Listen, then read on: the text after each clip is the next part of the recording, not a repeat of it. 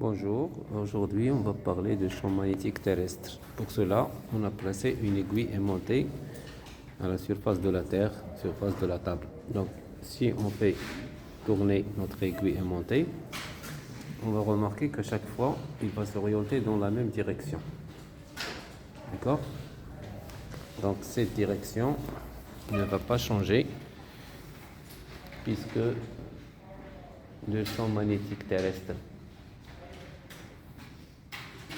la Terre crée un champ magnétique qui garde la même direction. Alors on va voir que ce champ magnétique, il est un peu incliné.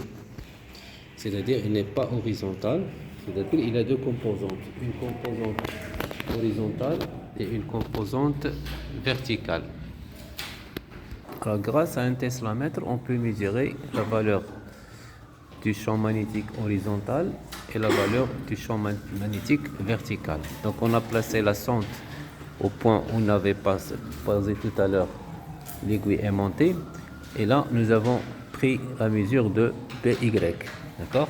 Donc la valeur du champ magnétique BY c'est 0,03 millitesla, c'est-à-dire 3 10 puissance moins 5 Tesla. Si on mesure maintenant la valeur du champ magnétique terrestre horizontal, on passe à la position horizontale Bx. On va voir une valeur qui est,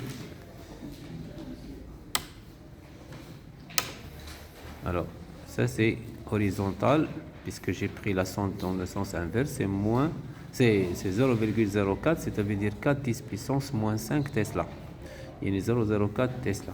Donc ça c'est vertical et ça c'est horizontal. Alors plaçons notre aiguille aimantée comme tout à l'heure et essayons de donc vous voyez toujours que l'orientation elle est toujours la même. L'orientation elle est toujours la même. Donc pour déterminer la direction de l'aiguille, c'est la direction du champ magnétique terrestre. Partie horizontale, c'est ce qu'on appelle la direction de méridien. Alors le méridien en fait c'est la direction qui va du nord, du sud magnétique de la Terre vers le sud, vers le nord magnétique de la Terre. Donc ça donne la direction